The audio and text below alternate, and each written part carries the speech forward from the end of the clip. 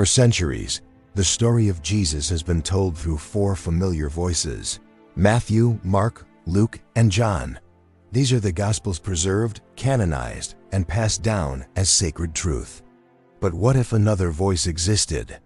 One that spoke not of miracles and parables in the same way, but of hidden sayings, of secret knowledge, of a path inward rather than outward. That voice is found in the Gospel of Thomas, a text that was not simply left out of the Bible, but rejected, silenced, and buried, both literally and historically. And the question that echoes across time is not only why, but what it was that this gospel dared to reveal. Unlike other early Christian writings that faded with obscurity or neglect, the Gospel of Thomas appears to have been actively suppressed. This act of omission carries weight. It signals not indifference but concern, even fear. What did this gospel contain that disturbed early church leaders? What kind of Jesus did it portray? And why, when the canon of Scripture was being formed, was this text deemed too dangerous to be included? The very fact that it exists outside the New Testament raises deep questions. If a document claims to present the words of Jesus, and if those words resonate with spiritual power and insight, should it not be taken seriously? Yet for centuries, most believers never even heard of it. Its absence was total. Few knew it existed. Fewer still knew what it said. And now in our time, as ancient manuscripts are unearthed and digital archives open, the Gospel of Thomas has emerged from obscurity like a whisper from the past. It speaks in riddles and proclamations. It challenges, provokes, and entices the reader into a different kind of encounter. It does not tell the story of Jesus, it reveals his voice. It does not explain miracles, it unveils mysteries. And for many, it is not a threat to faith, but an invitation to go deeper. This rediscovery forces a confrontation, not with blasphemy, but with possibility. What if the Jesus of Thomas is not a contradiction, but a completion? What if the exclusion of this gospel was not about preserving truth, but about controlling it? And most haunting of all, what if Jesus entrusted a message to the world that was buried not to protect the faithful, but to protect power? As we step into the world of this lost gospel, the questions grow sharper. Was it hidden because it threatened the structure of authority? Because it spoke of a kingdom not to come, but already within? Because it did not demand belief, but awareness? This is the mystery that surrounds the Gospel of Thomas, a text that may carry echoes of Jesus' own voice, but one that does not sound like the others. Its rhythms are unfamiliar. Its focus is inward. It refuses to offer easy answers. Instead, it asks, do you dare to look within yourself? Do you have ears to hear? This journey is not only about history or theology. It is about returning to the heart of the message. Not the one shaped by councils and creeds, but perhaps the one spoken by Jesus in quiet places to those ready to understand. In the arid landscape of Upper Egypt, not far from the Nile, beneath layers of dust and centuries of silence, something extraordinary waited to be unearthed. It was the year 1945, a time when the world was still reeling from the devastation of war, when borders and beliefs were being redrawn, and when the thirst for meaning ran deeper than ever. Near the town of Nag Hammadi, in a region shadowed by cliffs and weathered by the desert wind, two brothers stumbled upon a sealed jar buried in the ground. They were not scholars or seekers, but farmers, ordinary men with no idea that they were about to change the course of religious history. As they cracked open the jar, perhaps expecting treasure or spirits, what they found instead was a collection of ancient papyrus codices, bound in leather and preserved against all odds. 13 books containing over 50 texts, many of which had been lost to time, long assumed to be destroyed or merely legends whispered among scholars. And among these forgotten scrolls, nestled alongside strange gospels and mysterious treatises, was a slim manuscript written in Coptic, the Gospel of Thomas. It is one thing to imagine ancient wisdom buried beneath the sands. It is another thing entirely to hold it in your hands. The codices, quickly taken from the site, passed through many hands in a swirl of secrecy, barter, and delay. Some pages were burned for fuel by those who had no idea what they possessed. Others vanished into private collections. But eventually, scholars were able to piece together the contents, and what they read astonished them. These were not scraps of myth or heresy. These were windows into the earliest expressions of Christian thought, untouched by the filters of institutional doctrine. The Gospel of Thomas in particular stood out not only for its age. It may predate many of the canonical texts, but for its voice. Unlike the Gospels known to most believers, this one did not tell stories or recount events. It presented 114 sayings attributed directly to Jesus, without commentary or narration. And these sayings did not describe miracles or foretell apocalypses. They spoke of knowing oneself, of finding the kingdom not in heaven or at the end of time, but within, in the present, in the silence of the soul. Why had this manuscript been buried?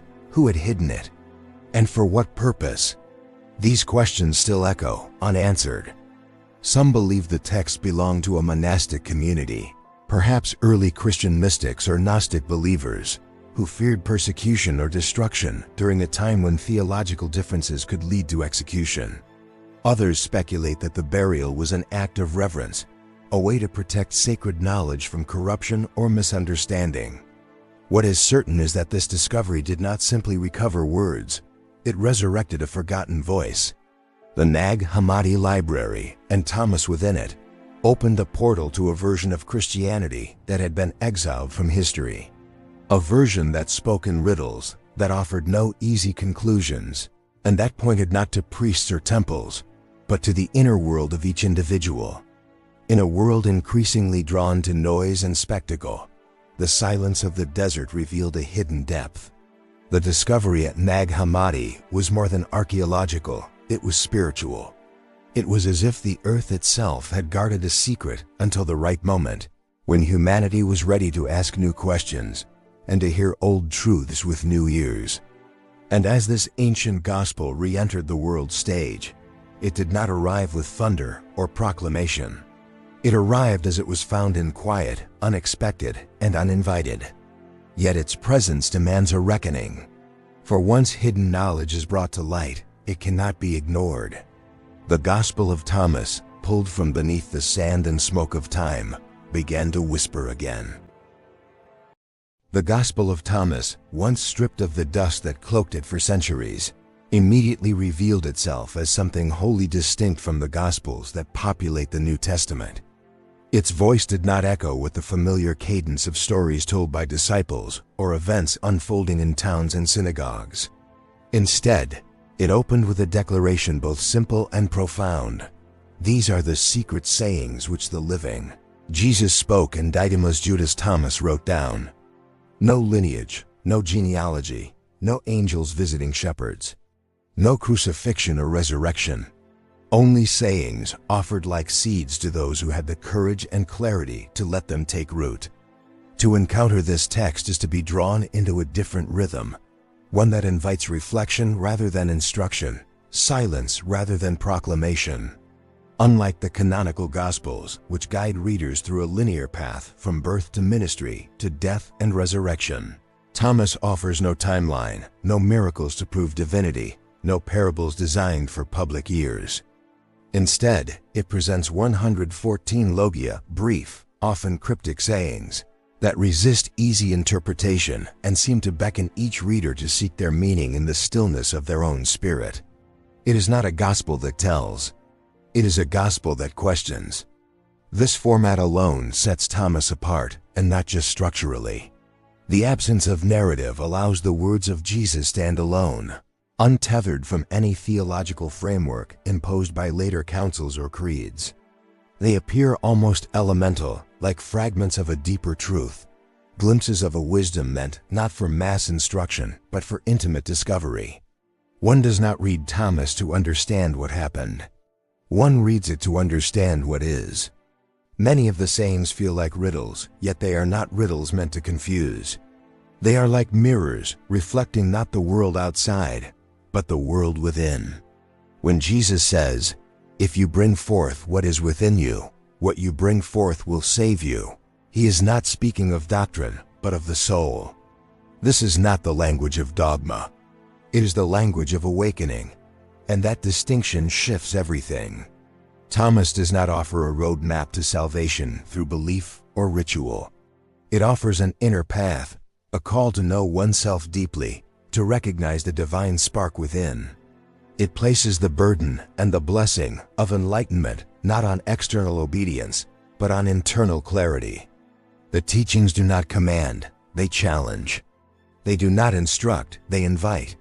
In this gospel, Jesus does not act as an intermediary between God and man. He acts as a guide, pointing toward a kingdom not above or after, but present and personal. This interior focus can be unsettling, especially for traditions built on communal worship and structured hierarchy. In Thomas, the journey is solitary.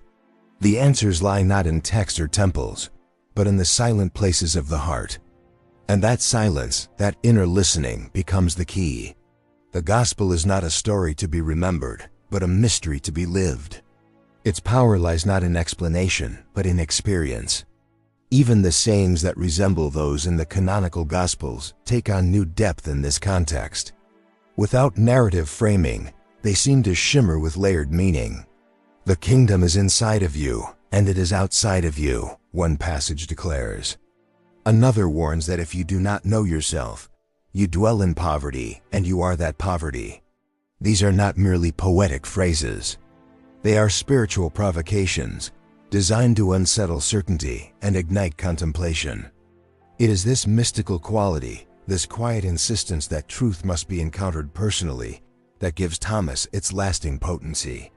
It suggests that salvation is not something granted, but something remembered. That the divine is not a distant force, but an intimate presence already woven into the fabric of our being. And perhaps it is this very suggestion that makes the gospel feel both ancient and revolutionary. As the early Christian movement began to crystallize into an organized faith, its leaders were faced with the immense task of defining what counted as truth and what stood outside its sacred boundaries. It was not merely a theological decision, but a defining moment in the shaping of an identity that would stretch across continents and centuries. In this process, choices were made, voices were elevated, and others were deliberately silenced. Among the many texts circulating in the first few centuries after Jesus' life, the Gospel of Thomas posed a unique challenge, one that early church authorities could not ignore and ultimately chose to reject. Unlike other writings that drifted into obscurity by accident or lack of influence, Thomas seems to have been pushed away with intention. Its sayings, cloaked in paradox and infused with a deep call to inner discovery, stood in stark contrast to the developing orthodoxy of the institutional church. At a time when consistency of doctrine was becoming the cornerstone of Christian unity, Thomas offered no narrative of sacrifice, no resurrection scene to anchor hope, no directive to follow a structured church. It pointed not to clergy or sacraments, but to personal revelation, to an inner knowledge that could not be measured or controlled. What disturbed the custodians of early Christianity was not simply that the Gospel of Thomas offered different teachings, but that it proposed a different kind of authority altogether. In this text, the path to divine understanding did not run through bishops or councils. It ran through the self. Jesus in Thomas does not speak of a judgment to come, but urges each listener to awaken now, to peel back the illusions that separate them from what is already within. Such a message, however empowering, threatened the foundational role of a mediating church. The echoes of Gnosticism, a term used to label various early Christian groups that emphasized hidden knowledge and the divine spark within, are unmistakable in Thomas. Though not fully Gnostic in content, the gospel shares with those traditions a belief that salvation comes through insight, through an awakening to something buried deep and sacred inside the human being. This inward turn was viewed with suspicion by a church striving to unify under shared creeds, communal rituals, and apostolic succession. A religion built on shared confession could not easily accommodate. A gospel that whispered salvation was found not in believing, but in knowing. And the threat was not purely theological. It was existential. If truth lived within each person, then who held the keys to interpretation? If Jesus taught that the kingdom was already here, already within, then what need was there for intercession, for hierarchy, for formal priesthood? The Gospel of Thomas did not just offer a different message, it questioned the necessity of the church itself. That kind of gospel was not merely inconvenient, it was dangerous. Church fathers like Irenaeus and later figures such as Athanasius took strong stances against writings they deemed heretical. Though Thomas is not named directly in all condemnations, it became associated with a wider group of texts considered part of the so-called Gnostic heresy. And as the canon of the New Testament began to solidify, first informally, then more officially in later centuries, Thomas was left out, buried beneath the rising tide of orthodoxy. Its sayings, which encouraged seekers to look inward rather than upward, clashed with the emerging theology that placed Christ as a cosmic redeemer whose sacrifice restored a fallen world. Thomas bypassed sin and atonement. It bypassed history itself. It addressed the human soul not as broken and in need of rescue, but as asleep and in need of awakening. That message, while profound, was too fluid for the rigid forms of early dogma. It did not lend itself to institution, but to experience. And institutions, by their nature, do not thrive on mystery. The rejection of the Gospel of Thomas, then, was not a judgment made in haste. It was a decision born of fear and necessity, fear that uncontrolled interpretation might splinter the fragile unity of the faith, and necessity to define boundaries that could hold together a diverse and growing movement. Whether those choices were just or wise remains a question for history, but the result was clear.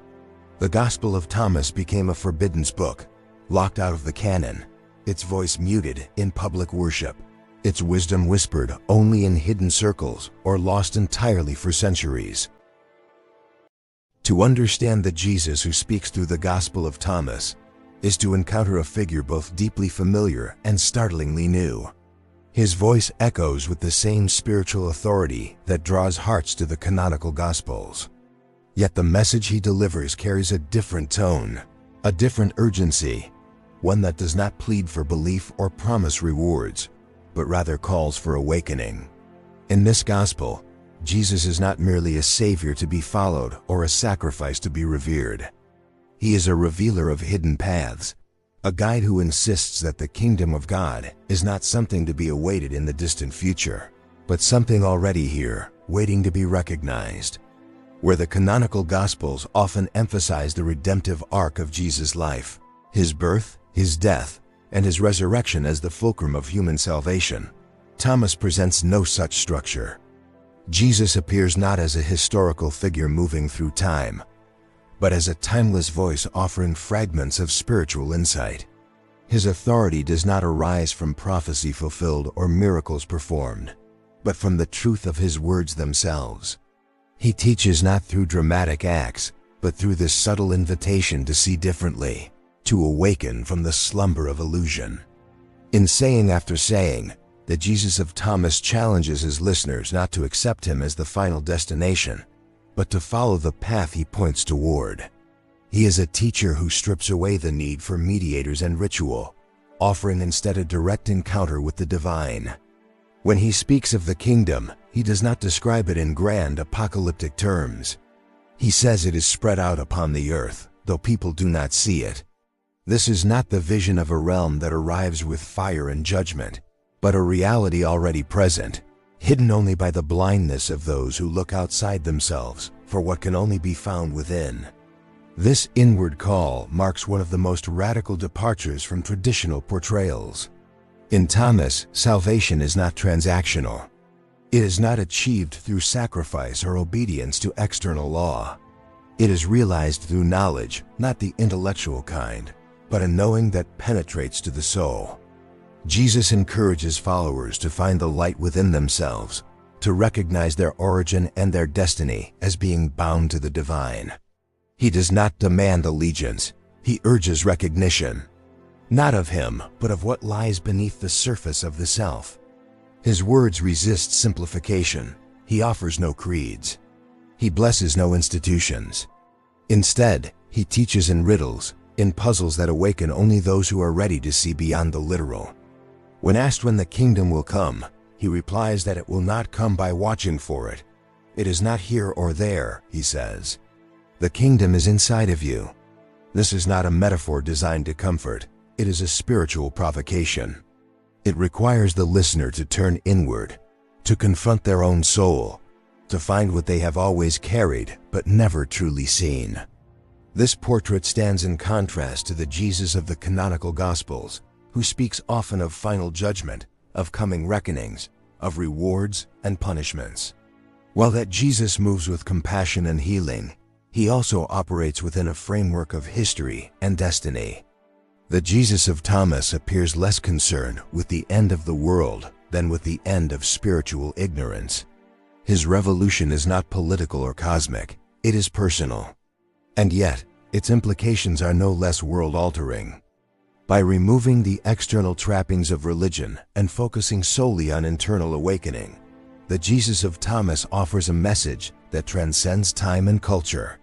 He is not speaking only to first-century listeners. He is speaking across the ages to all who are willing to seek.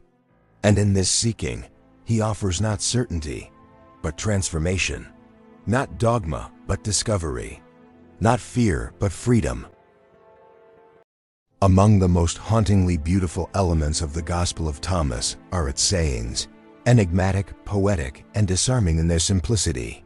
They arrive not with doctrinal precision, but with the force of revelation, spoken as if to those who already sense the truth, but have forgotten how to name it. These sayings do not offer a theology of belief, but a psychology of awakening, as if Jesus, through his words, was trying to shake the soul awake rather than instruct the mind. They do not build a system of thought. They open a door, one that leads not outward into institutions, but inward into the mystery of being itself. Take, for example, one of the most often quoted sayings, "Split a piece of wood, and I am there. Lift the stone, and you will find me." These words strip away every conventional notion of sacredness. They do not point to altars or cathedrals, to rites or relics, but to the raw and immediate world, wood, stone, the everyday. This is a Jesus who does not dwell in a distant heaven, but in matter, in life, in the simplest acts of presence. He is not separate from the world, he permeates it. And in this one line, the gospel defies the idea that the divine is found only in the holy or the set apart. Instead, it insists that the sacred is woven through the very fabric of reality, if only we have the eyes to see it. Another saying cuts just as deeply. If those who lead you say to you, "Look, the kingdom is in the sky," then the birds of the sky will precede you. If they say to you, "It is in the sea," then the fish will precede you. Rather, the kingdom is inside of you and it is outside of you. Here, Jesus dismantles the idea that the kingdom is a place to be reached or a future to be awaited. It is not up above or far ahead. It is within, and it is already present. This teaching dissolves the boundary between heaven and earth, between spiritual and physical. It calls the seeker to stop searching in the distance and to begin listening to the stillness within. What makes these sayings so provocative is not their poetic nature, but their implications. They undermine centuries of teaching that place divine access in the hands of a few, or at the end of time, or within the walls of religious authority. The Gospel of Thomas instead centers the human person as the temple, the journey, and the destination. It removes the layers of mediation and insists that truth is accessible, not easily, but intimately. Perhaps the most challenging of all is the saying that declares, "When you come to know yourselves, then you will be known, and you will realize that you are the children of the living Father. But if you do not know yourselves, then you dwell in poverty, and you are that poverty." This is not a gentle encouragement. It is a warning and a revelation combined. It equates self-ignorance with spiritual poverty. To remain unaware of one's true nature is not merely a shortcoming, it is a kind of death. But the promise is equally immense. To truly know oneself is to come into contact with the divine origin, to recognize that being a child of the living Father is not a matter of adoption, but of awakening. These sayings do not lend themselves to sermonizing or simplification. They demand something more of the reader: stillness, honesty, and courage. They do not lay out a system of behavior. They issue a challenge to perception itself. Each one is like a cone, designed not to be solved but to be lived. Their purpose is not to satisfy the intellect, but to ignite transformation. And in this way, they stand apart from many other scriptural teachings, not in opposition, but in a different key, a frequency that requires tuning the heart rather than just the mind. In the shadows of early Christianity, long before the Church had fixed its creeds and sealed its canon, there thrived a constellation of spiritual movements that did not fit neatly within the rising orthodoxy. These movements, often labeled as Gnostic by their critics, spoke in symbols and stories. They searched not for authority, but for truth, not for submission, but for understanding. And at the heart of many of their teachings stood a single idea that sent tremors through the emerging hierarchy of the Church: that the divine spark lives not above, nor in distant heavens, but deep within the individual soul. The Gospel of Thomas became one of the cherished texts among these groups. It resonated with those who believed that knowledge, gnosis, was not merely a matter of study, but of spiritual awakening. The Gnostics did not view the world through the lens of institutional doctrine. They saw the human experience as a journey through illusion toward the remembrance of a forgotten origin. To them, salvation was not achieved through ritual or vicarious sacrifice, but through inner revelation, through the piercing insight that shattered ignorance and reconnected the soul with its divine source. This way of thinking posed a profound threat to the Church's emerging structure. Gnostic spirituality did not require priests or bishops to mediate the divine. It did not elevate Scripture above the soul's own encounter with truth. Instead, it encouraged every seeker to become their own sanctuary, to explore the depths of consciousness where the voice of God still speaks, not in thunder, but in silence. And with such freedom came danger, at least in the eyes of those attempting to unify the Christian message under one banner, one authority, one voice. It was not merely a theological disagreement. It was a battle over power. If the sacred resides within, then no institution can claim exclusive access to it. If Christ's message was meant to awaken and not to govern, then the authority of councils, creeds, and clergy could be questioned. And so, the Church began to draw hard lines. Gnostic texts were branded heretical, their teachings were condemned, their followers were pushed to the margins, and their voices faded into the underground of Christian history. The Gospel of Thomas, with its uncompromising focus on inner knowledge and spiritual autonomy, became collateral in this wider campaign. Its very structure, offering sayings without context or control, left too much room for interpretation, too much room for empowerment. And empowerment, when unchecked by hierarchy, breeds resistance. Yet buried in the sands and resurrected in modern times, the Gospel of Thomas speaks again, not only to scholars, but to spiritual seekers across the world. In a time when many feel disillusioned by institutions and long for something deeper than tradition, its words offer a quiet but powerful reminder that perhaps the most sacred truths cannot be legislated, that perhaps the voice of God has never stopped speaking, and that perhaps the greatest fear of religious power has always been the awakening of the individual soul. The suppression of Thomas may not have been about rejecting error, but about controlling access. Not silencing falsehood, but silencing freedom. Mystical Christianity, like the flame that flickers in darkness, was never extinguished. It was hidden.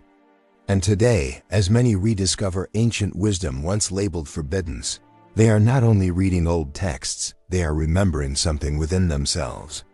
Something that institutions tried to forget.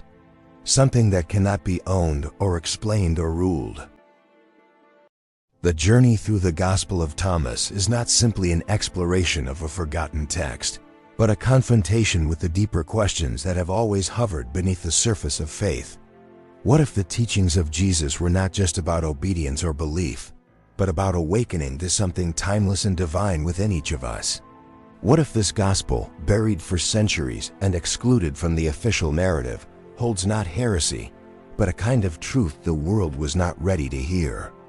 As we have seen, Thomas does not offer a new religion. It does not build a new temple. It points to a kingdom that cannot be charted on any map, a presence that cannot be confined to a book or a building.